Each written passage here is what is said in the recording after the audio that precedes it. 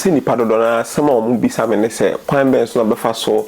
make iska on YouTube like or upload videos on YouTube kwan ya obetimi afa so agiska month on YouTube medical videos be similar to sa questions and padodona bisa me no by the video and me be show how I processing it here me nya de bia onto screen so ba me de man not show how I processing it here ba me gidi se me go into details so better ade bia sen kakran before so be start and make iska YouTube for be start here ka videos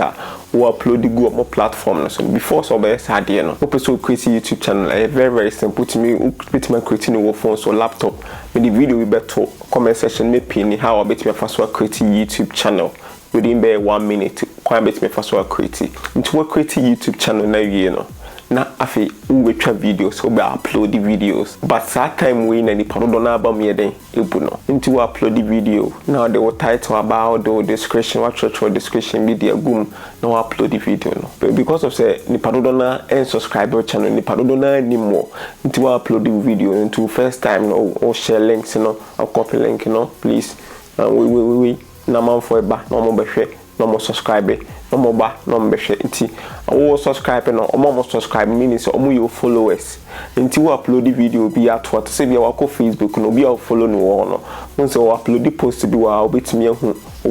like o navigate kakra bia o bo say wa be hu because of say o follow sa nipa no nti we ne ube hu at the same time so be wa on follow no but just say nipa no popular ni videos na trend o bo say na up up Inti because of surfing our creative channel inti unni sa advantage we be cause video nin trending afi na o share links no before say YouTube so best start atwa aka no ade say unya our subscribers na omo count 1 2 3 no ade say unya 1k that's 1000 into subscribers na about 1000 na unwie yo why YouTube back catch okay why are there subscribers na about 1000 until you wanna push call mo and before say on best start over monetize Friday be YouTube partner program na only YouTube for better ejuma meaning say it only YouTube for a say agreement say videos now uploading oba more kwan say omye de omo run advert no nchiaka already first na nka we upload the video YouTube for ntimi run advert so abra mo nchiaka ba YouTube for say more policy nti say unya 1000 subscribers and say undu maybe a watch hours in the crowd still abun say videos ni bi no more run advert so still amunye de unya ska bia so because of say all the upload the video no more platform is say at least almost munya mfa so kakaide e feel so but monetization we do say 1000 subscribers and 4000 watch hours 4000 watch hours you know when you 4000 watch hours in the first working you find say see we upload the video e bia worship be na worship na 1 hour worship no like the 10 year 1 hour opportunity worship na 10 year 1 hour worship in 10 year 1 hour and that's see when you nipa makumako 4000 that's 4k ama mo abehwe sa worship no nipa makumako 4k ama behwe worship no mean say 4000 watch hours but you who so enti ade bia see wa ha 4000 watch hours into video ni 1 hour nti sisa ankofo na omo behwe 4 nipa 4000 omo behwe video no so muina omutimi hwe video ni mane ko siye ko video ni 1 hour nti mean say so obi aba no behwe 30 minutes ha obinya 2000 watch hours cause omo bae no ade om behwe ye no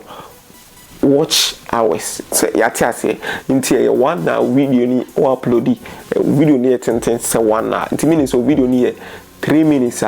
3 minutes I say calculate 3 minutes 4000 watch hours but I say inti when you 4000 watch hours na wie no when you 1000 subscribers na wie no on YouTube for be send a message say okay why are you what me YouTube na dey na amanfo bi ba no mu dane no what me ayo ho yes ha no be catch but me na me create story bi sa YouTube no mo ba no mo dwane na what me ayo ho do some pepper so why are there ke cham you know be ya adwuma okay enti ye men den okay ye de ade bia ko inbox no okwa sign agreement no na hu say ade will be this so ha cause hana de mana e de adwuma odo say why ade cause ni padodo na mpan fododo na ba ye platform no so be hwe videos no nti be ye normal bia e bi yiwa free partner with him pacho ata say na we still like kusu na ye raw fire be terminate account no just say intim no nya aduma piem pacho ata say enti ya de bia wonya 4,000 na wie no wonya 1,000 subscribers no ti ho no na no mo ko into partner program but you wouldn't partner na 4,000 watch hours no munya nti de obebo mo tell me say okay mama me koto watch hours no koto watch hours na nipa na koto watch hours obeka cho say bi upload the video bi fato o channel no e bi abe video ayewa na afi o mamba ye no mutimi ama watch hours na de ekoso nti ho no onya watch hours ti YouTube for ababehwe o channel no okay omo approve you for monetization because of our channel no went me nya but 3 and grow channel no omo ye willing so omo show videos no more no like omo nya nipa kan pache ata nti wo the video ne to a unya nipa ma omo hwe odo so wo subscribers be pray unya subscribers 4,000 but still out the video ne to a e bia be funny say 1 week na fe na unya views bia be 100 p unya views bia be 30 at times normal cause e be wa video content be ade beto a wo subscribers no money nje won ti unya views na at the same time so ko YouTube studio betimi akoko check time a subscribers no no more online until the most time no betimi upload the video be release videos na obinya engagement a ebo ma YouTube no YouTube for recommend videos no ewo amanfo videos ase pachiata ase inti sanity inti wa monetization no because ki manyas coins kakrabi to kwambe na me first one yes can okay ya Friday be AdSense Google AdSense wako create account or Gmail account ta kwabena den na gmail.com AdSense no kono create account wo inti mostly YouTube for chaka 21st to 23rd 24th of every month be no chiaka inti wetimi aye inti afa na say July wa release videos wa year juma inti wonya be $120 okay July na kwa we yes betwe July no scan the amount pacha tase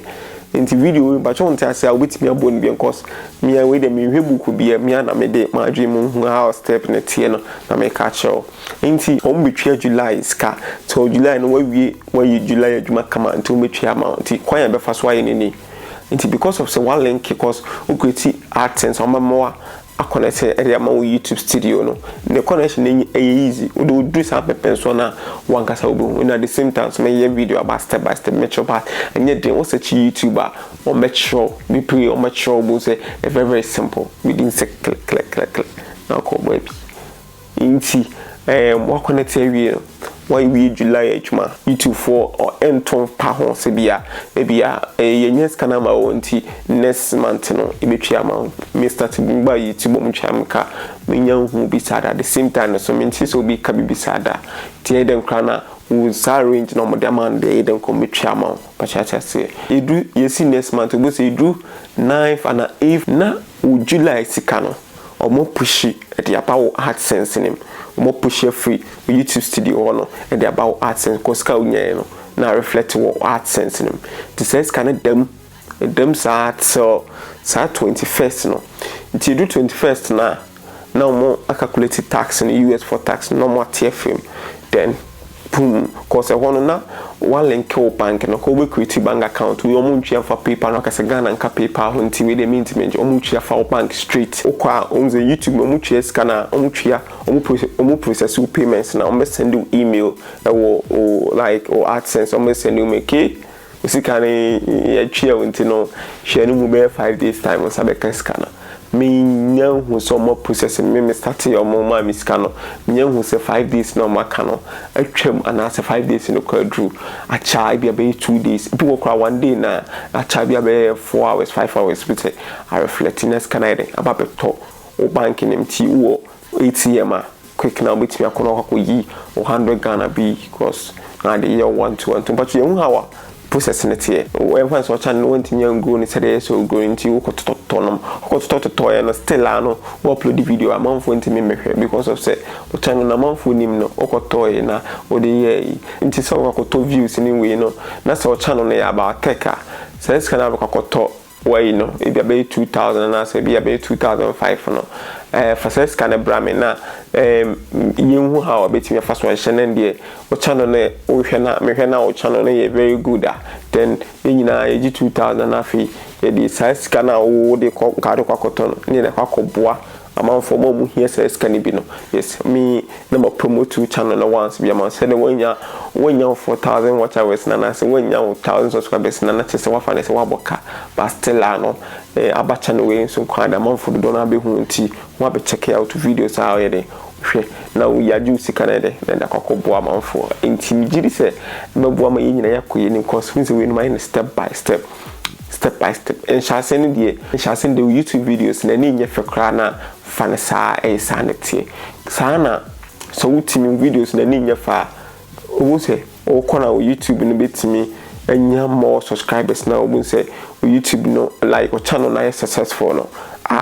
oba betimi abahwe old videos awurade nyankopon ki nyankopon aye bio na motivate you nti sanity cause shasene die mem pese ubinya no manyina ka chesi nyina na wo dey start yen kakra step bo say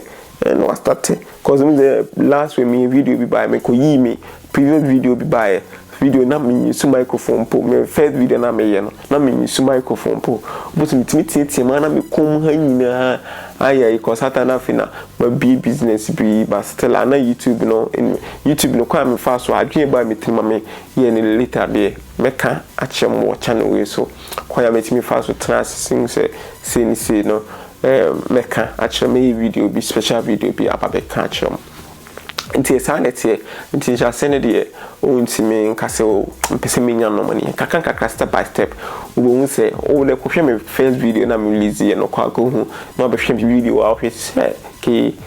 adena yampa nti sana abrabonete bibia entopo ase entakanga krampe ho nyaade cause adibia na wotumu se bebo adachi bia na take time adibia bebo adachi ko se dachi no hade no enua na ogugu me bebo ama na che what is it cause bebo sa ama na che nti sa bibisa take time emfiti nyi tse nipa nyi no nti nipa unyi a take time ontimi wia na wababa wia na obenante no tuhwe onante no tuhwe o tries onante no asori no tuhwe no asori mo se later no timi nante kakanka bunse chama ni tuami kai sana tinti ababo ni bibia entobo ase we wa anyi okay asa ma fa ha ade na bi ye o fa ho ade na ye obetimi nya instant kwa sa unya ni instant so a probability say ebetimi influence instant no eno so ye high patriatase probability say be influence instant na probability say de no ntimi enjoy man channel eno so ye high inti emphasize de creating bibia na ababo no nya bibia nto boase me didi sa video be boama ade bia wo ye bia no okonim se wo hwe na video ma ja bibi wo ma mo alert me a mesenya yi video ba ma update mu afasa video we jiri se sa video be boa ama ade bia pese o start wa problem bia no okonim follow techintwi on Facebook, YouTube, have subscribe channel no me the videos be bra me the videos ehu here wo Ghana ha bia ya de bia onim ade na wo ye no